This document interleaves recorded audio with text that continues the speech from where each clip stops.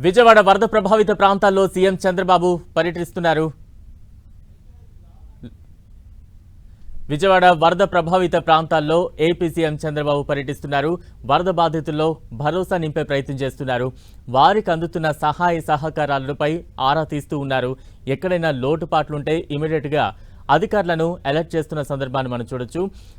ఇప్పటికీ 4 రోజులుగా AP CM Chandrababu వరద ప్రభావిత ప్రాంతాల్లో కొనసాగుతున్నారు.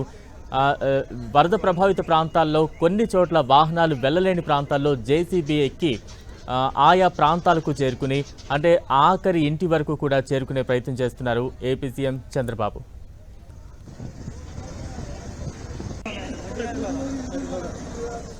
వైసీపీ తీరుపై తీవ్రంగా మండిపడ్డారు సీఎం చంద్రబాబు. అమరావతి మురిగిందని తప్పుడు ప్రచారం చేస్తున్నారని ఫైర్ అయ్యారు. అమరావతి శ్మశానం అంటున్న వారిని అక్కడే పూడ్చిపెట్టాలంటున్నారు. ఒకవైపు యజ్ఞంలా సహాయక చర్యలు చేస్తుంటే మరోవైపు రాక్షసుల్లా విధ్వంసం చేస్తున్నారని మండిపడ్డారు. తన ఇల్లు మునుగుతుందని నీళ్లు తరలించాలని మాట్లాడుతున్నారని, అందరి ఇళ్లలో నీరు వచ్చినట్లే తన ఇంట్లోకి నీళ్లు వచ్చాయన్నారు చంద్రబాబు. ఏదో అమరావతి మునిగిపోయిందంట, వీళ్ళని ముంచాలు తీసుకొచ్చి అక్కడ అప్పుడే బుద్ధి వస్తుంది వీళ్ళకి. అమరావతి మునిగిపోయింది ఎవరు చెప్పాడు మీకు? లేకుంటే అక్కడనే పోడ్చాల వీళ్ళ శ్మశానం అన్నారు, అక్కడనే పోడ్చాల, అప్పుడే బుద్ధి వస్తుంది. మనుషులకు బుద్ధి జ్ఞానం ఉండాలి. ప్రజాహితం కోసం పనిచేయాలి. దుర్మార్గంగా మహాడే కార్యక్రమాలు చేస్తున్నారు. ఎడారి అంటారు, ఎడారండి అమరావతి? ఇంకా సిగ్గు రాలేదు మీకు? అంటే ప్రజలు వింటారు కాబట్టి ఎదురుదాడి చేస్తారా మీరు? ఎన్ని రోజులు ఎదురుదాడి చేస్తారు? ఎదురుదాడి చేస్తే ప్రజలే చూసుకోవాల్సిన అవసరం ఉంది. ఇలాంటి వాళ్ళని సంఘ బహిష్కరణ చేయాల్సిన అవసరం ఉంది. ఈ నేరస్తులు దబాయిస్తే భయపడిపోతాం అనుకుంటున్నారు, కానీ ఎవరు ఇక్కడ భయపడరు. ఈరోజు కూడా పేపర్లో చూస్తున్నా, ఒక యజ్ఞం మారిగా ప్రజలను కాపాడడానికి మేము ప్రయత్నం చేస్తూ ఉంటే ఒక రాక్షసుల మారిగా విధ్వంసాన్ని సృష్టిస్తున్నారు. ఎక్కడిది న్యాయం? మేము ఒక పక్కన ప్రజల కోసం ముందుకు పోవాలన్నా, ఇంకొక పక్కన వీళ్ళు చేసే తప్పుడు ప్రచారాన్ని ఖండిస్తూ కూర్చోవాలన్నా? ఈరోజు మళ్ళీ వర్షం పడిందంటే మేము భయపడుతున్నాం. మళ్ళా బుడమేర పొంగితే నీళ్ళు వస్తే ప్యానిక్ రియాక్షన్ వస్తుందని మేము భయపడుతున్నాం. వీళ్ళకి బాధ్యత లేదండి? వీడు సమాజ హితం కోసం ఉండే పార్టీ అంటే ఇది? ఇలాంటి దుర్మార్గులు రాష్ట్రంలో ఉండడం కూడా అర్హత ఉందా అని అడుగుతున్నా.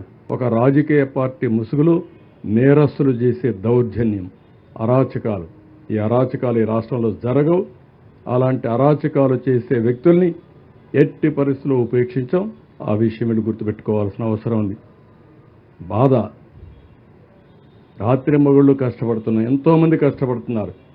ఆఫీసర్లందరినీ ఎప్పుడూ బురదలో తిరగనటువంటి ఆఫీసర్ని బురదలో తిప్పి పనిచేపిస్తున్నాం. కోప్పడుతున్నాం.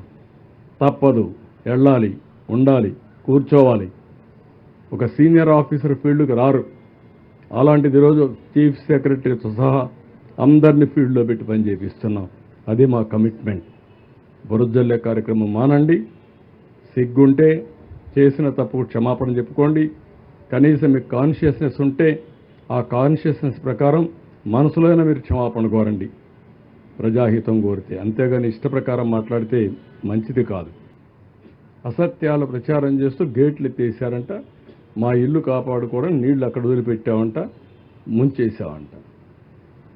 అందరిళ్ళకి నీళ్లు వచ్చాయి, అదేం పెద్ద బాధ లేదు. మా ఇంట్లో కూడా నీళ్ళు వస్తే వస్తాయి. ఏమైపోతుందంటే దానికి? వచ్చాయి, పోయినాయి. ఇల్లు కూలిపోతుందని పారిపోయానంట. బుద్ధి జ్ఞానం అండ.